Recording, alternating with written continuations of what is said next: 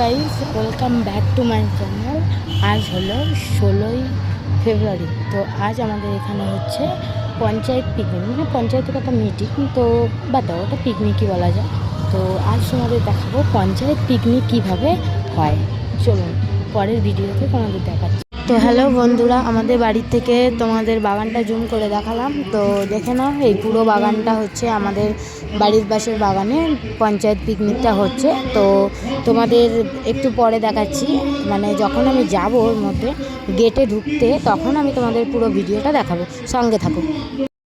এটা হলো আমাদের পঞ্চায়েত পিকনিকে ঢোকার গেট। তো এই দেখো কত লোক। চলো তোমাদের ভিতরে গিয়ে দেখাই। কর্মী সভার কর্মসূচি আমাদের মোহাম্মদপুর অঞ্চল তৃণমূল কংগ্রেসের উদ্যোগে এই আজকে আমাদের আয়োজন করা হয়েছে কর্মী সভার। আমাদের সভাপতি মোহাম্মদপুর অঞ্চল তৃণমূল কংগ্রেসের সম্মানীয় শ্রী পার্থসারথী পাত্র পানুদা, তিনি যে বনভোজনের আয়োজন করেছেন। কাকা কেমন চলছে? কেমন চলছে?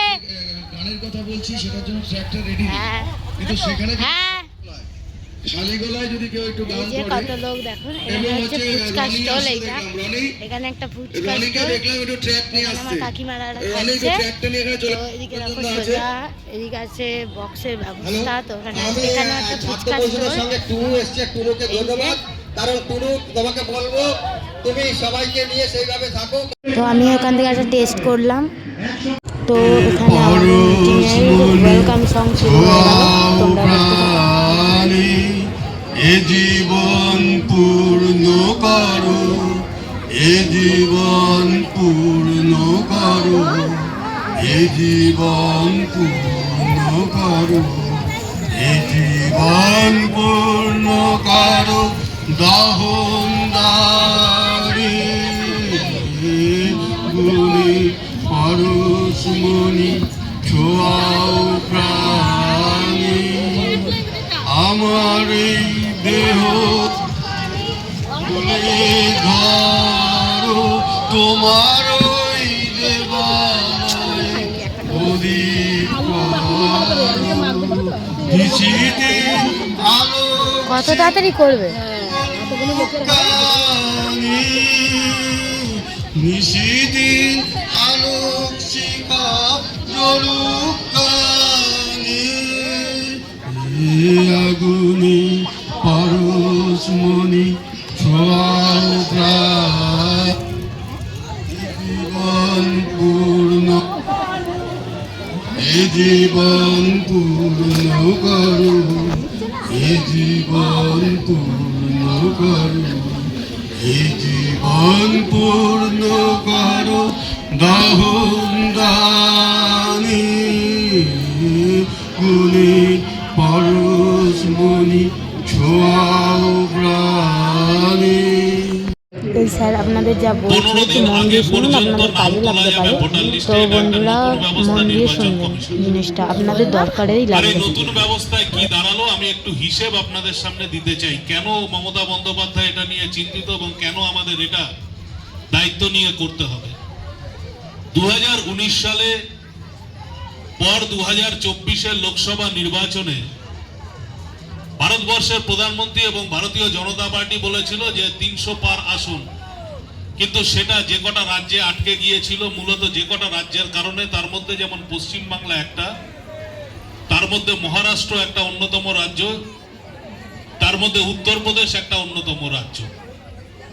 আর 2024-এর এপ্রিল মাসের সেই লোকসভা নির্বাচন শেষ হওয়ার পর মহারাষ্ট্রে নভেম্বরে 2024-এর নভেম্বরে বিধানসভা নির্বাচন হলো। মাত্র 6 থেকে 7 মাসের ফারাক আমরা দেখতে পেলাম।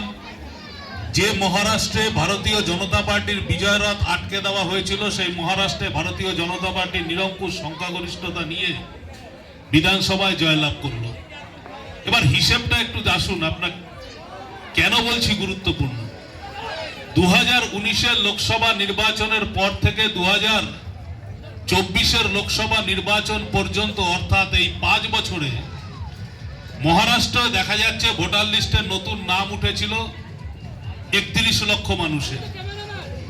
আর 2024-এর এপ্রিলের পর থেকে 2024-এর নভেম্বর পর্যন্ত এই 6 থেকে 6 মাসে সেই মহারাষ্ট্রের ভোটার লিস্টের নতুন নাম উঠেছে ৩৯ লক্ষ।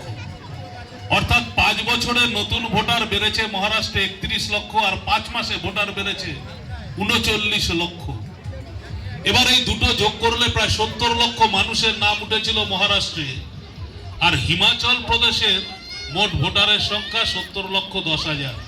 অর্থাৎ একটা রাজ্যের, ছোট একটা রাজ্যের পুরো ভোটারের নাম মহারাষ্ট্রে আমরা দেখলাম ৫ বছরের ভোটার লিস্টে উঠে গেল।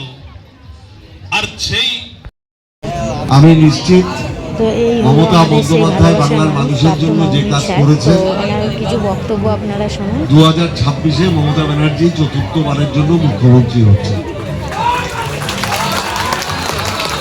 আর এখানে ভোটার লিস্টে এটা বাড়িতে বাড়িতে যারা বুথের সভাপতি আছেন, যারা পঞ্চায়েতের মেম্বার আছেন, তারা একটু বাড়িতে বাড়িতে ঘুরবেন, কোথাও কোনো নাম কেউ ফলস ঢুকিয়ে রেখেছে কিনা, কিংবা আমাদের কোনো নাম বাদ গেছে কিনা। যারা সিনিয়র লিডার তারা আছেন এখানে, যেহেতু রবি নিয়োগী আছে, আমি বলবো 4টে অঞ্চলেই পঞ্চায়েত সদস্যদের যেন এটা বলে দেওয়া হয়, ভাড়াটের ক্ষেত্রে রেসিডেন্সিয়াল সার্টিফিকেট সেই বাড়িতে গিয়ে সরজমিনে দেখে তারপরে যেন রেসিডেন্সিয়াল সার্টিফিকেট দেয়, না হলে কিন্তু বিপদ অবশ্যম্ভাবী। আমি কিন্তু বারবার বলে দিচ্ছি, এই কাজটাকে যারা হালকা করে নেবেন তারা কিন্তু ভুল করবে, এটা কিন্তু মাথায় রাখবে। আর বনভোজনের দিন আর বেশি কিছু বলবো না, তাহলে ভোজনটাই বন্ধ হয়ে যাবে। ভালো থাকবে। তো বন্ধুরা, এখন পার্থ স্যার আমাদের কাছ থেকে বিদায় নিচ্ছে, তার অন্য জরুরি মিটিং আছে। তো বন্ধুরা, এতটুকুই। মামদপুর তৃণমূল কংগ্রেস